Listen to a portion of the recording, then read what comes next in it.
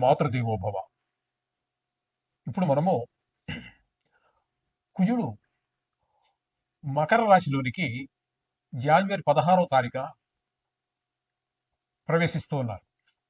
ఈ మకర రాశిలో కుజుని యొక్క సంచారము 16వ తారీఖు జనవరి నెల 2026 తేదీ నుండి 23వ తేదీ ఫిబ్రవరి నెల 2026 వరకు కుజుని యొక్క సంచారం ఇక్కడ మకరంలో సంచారం జరుగుతుంది.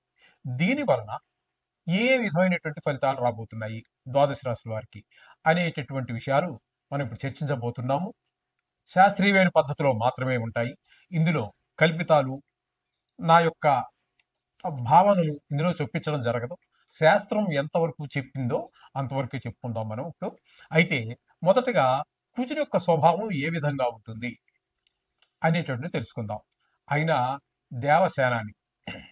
దేవసేనాని అన్నప్పుడు సేనాని అనే ఆయన కొంచెం సీరియస్గానే అందరి మీద ఉంటూ ఉంటాడు. కొంచెం ఆగ్రహంగా, కోపంగా ఉంటూ ఉండాలి. అందరి మీద భుజం మీద చేసి ఫ్రెండ్లీగా ఉన్నట్టయితే నాయకుడు అనేటటువంటి వాడికి అతని కింద ఉన్నటువంటి వాళ్ళు సబార్డినేట్స్ వాళ్ళు ఎవరు కూడా భయపడరు. వాళ్ళు సీరియస్గానే ఉండాలి, ఎప్పుడు కోపంగానే ఉండాలి, తగినంతే మాట్లాడాలి. అంటే అనవసరమైన కోపం అని కాదు, కోపంగా ఉండాలి అంటే మొహం చూస్తూనే ఒక భయము, భక్తి రెండూ ఏర్పడే విధంగా ఉండాలి. ఆ విధమైన లక్షణాలన్నీ కూడా మనకి ఇక్కడ కుజుల్లో కనిపిస్తూ ఉంటాయి. దేవసేనాని కాబట్టి, దుష్ట శిక్షణ చేయాలి కాబట్టి ఆయన కొంచెం కోపం ఉండాలి, అంతే. అది ఆ విధమైనటువంటి పరిస్థితి అంతా కూడా కుజుడితో ఉంటుంది. ఇంకా ఆయన అన్నదమ్ముల విషయాల గురించి కూడా చాలా శ్రద్ధ తీసుకుంటూ ఉంటారు. అంటే ఆయన అన్నదమ్ములని కాదు, ఆయన మన జాతకంలో ఎక్కడున్నారో దాన్ని బట్టి, మన జాతకంలో ఉన్న దాన్ని బట్టి ఆ మనిషికి అన్నదమ్ములతోటి సో సౌఖ్యంగా, అదే అన్నదమ్ములతో సఖ్యంగా ఉండడం జరుగుతుందా, విరోధంగా ఉండడం జరుగుతుందా అనేది తెలుసుకోవచ్చు. అలాగే భూమికి సంబంధించి, భూమిపుత్రుడు కాబట్టి ఆయన భూమిపుత్రుడు అంటారు కాబట్టి ఆయన అతనికి భూమి అనేటటువంటి ఐశ్వర్యాలు అది కూడా ఒకటి. ఆ భూమి, ఇల్లు ఇవన్నీ కూడా ఉంటాయా లేదా అనే విషయాలు కూడా దాని ద్వారా తెలుసుకోవచ్చు. అలాగే యుద్ధం, ఎవరితో మాట్లాడినా చిన్న మాట అవతల మనిషి తప్పుగా మాట్లాడినా వెంటనే కోపం వచ్చేస్తూ ఉంటుంది, యుద్ధానికి సిద్ధపడిపోతూ ఉంటాడు. మామూలు మనుషులతోటే కాదండి, నవగ్రహాల్లో కూడా వేరే, అంటే రవితోటి, గురువుతోటి, ఆయన మిత్రులైన గ్రహాలు అయినటువంటి చంద్రుడితోటి, ఈ గ్రహాలతో వదిలిపెడితే మిగతా వారితో కూడా గ్రహ యుద్ధం చేస్తూ ఉంటాడు. మామూలుగా మన జాతకంలో మనం బాగాలేదనుకోండి, మనం కూడా ఇంచుమించుగా అదే పరిస్థితి ఉంటూ ఉంటుంది అనమాట. ఈ లక్షణాలన్నీ కూడా ఈ కుజుడి యొక్క ప్రభావాన్ని బట్టి అవతల మనుషుల మీద కూడా ప్రభావం పడుతూ ఉంటుంది. ఈ విధంగా ఉంటుంది. అలాగే శస్త్రములు, ఎంతసేపు గాయాలు అవ్వటం, లేకపోతే గాయం చేయటం, ఇట్లాంటివన్నీ శస్త్రాలకి సంబంధించినటువంటి వాళ్ళు ఇవన్నీ కూడా ఉంటుంటాయి.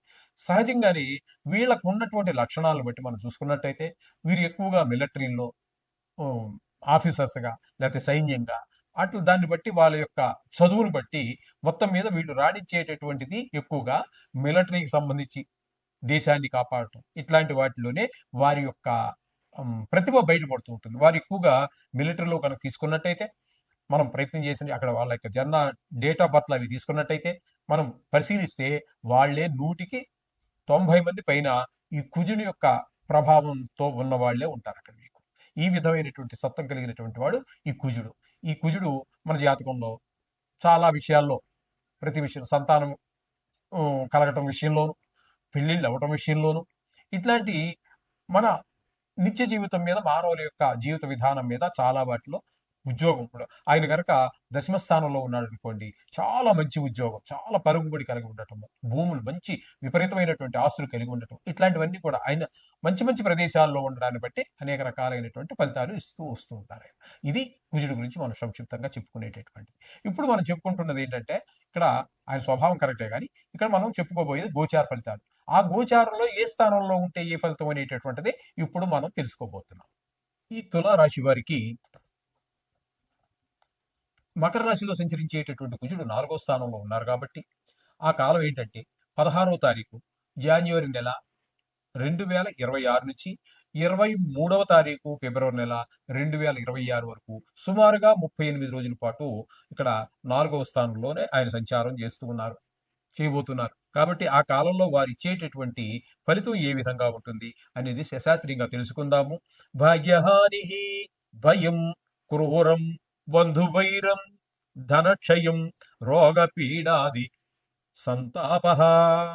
చతుర్థస్థానగే కుజే, 4వ స్థానంలో కుజుడు సంచరించే కాలంలో భాగ్యహాని అన్నట్టయితే ధన నష్టము, ఉమ్, భయం, ఏదో తెలియని భయం, విశేషమైన భయం, క్రూరం, ఇది కొంత చెడు స్వభావము, బంధువైరం, అంటే బంధువులు మన సొంత బంధువులతోటే కూడా మనకి ఈ వైరం అంటే శత్రుత్వం పెరగటము, ధనక్షయం, ఉమ్, అలాగే ఆ ధనం అనవసరంగా ఖర్చు అయిపోవడం, రోగ పీడాది సంతాప, రోగం వల్ల పీడింపబడడం, దానివల్ల కొంత సంతాపం, కష్టం, శ్రమ, ఈ విధమైనటువంటి కూడా చతుర్థ స్థానగే 4వ స్థానంలో ఉన్నటువంటి కుజుడు ఈ తులారాశి వారికి ఈ విధమైన ఫలితాలన్నీ కూడా ఇవ్వబోతూ ఉన్నారు.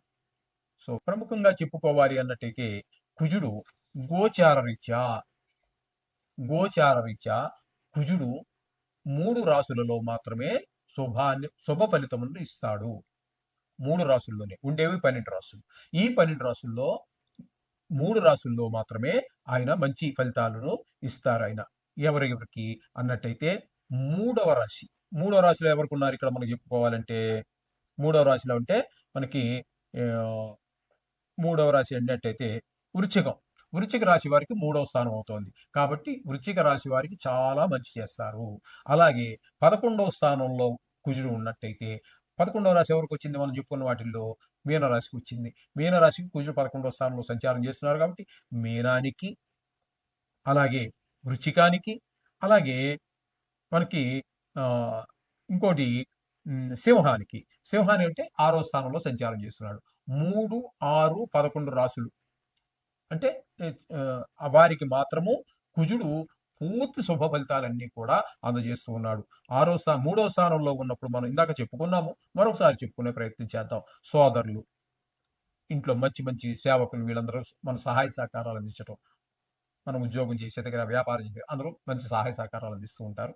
ఆ విధంగా 3వ స్థానం వారికి, 6వ స్థానం వారికి మంచి అంటే ఆరోగ్యం బాగుంటుంది, అప్పు కావాలంటే పుడుతుంది, అప్పులు తీర్చేయగలుగుతాం. ఇట్లాంటి శుభ ఫలితాలన్నీ కూడా మనకి, కలహాలు, మంచి పేరు, శత్రువులుగా ఉన్న వాళ్ళు కూడా మిత్రులుగా మాట్లాడాలంటే మంచి ఫలితాలు ఇస్తారు.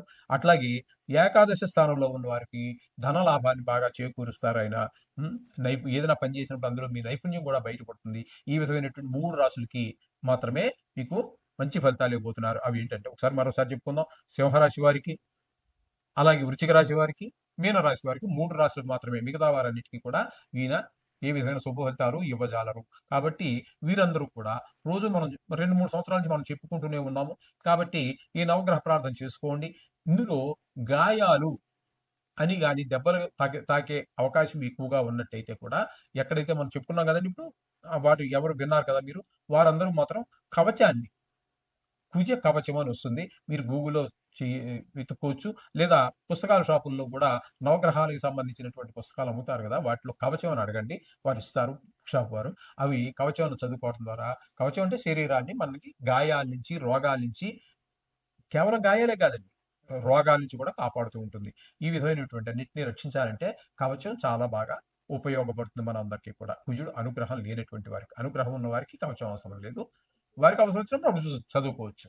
చూడండి, ఈ విధంగా మీరు ఆచరించినట్టయితే మీరు చక్కగా ఈ కుజుడి యొక్క అనుగ్రహం పొందడానికి వీలవుతుంది. తద్వారా ఆయన యొక్క చెడు ప్రభావం వల్ల కలిగేటటువంటి ఈ ఈ ఏవైతే మన దుష్ఫలితాలు ఉన్నాయో వాటి నుంచి మనం తప్పకుండా బయటపడే అవకాశం. శుభం భూయాత్.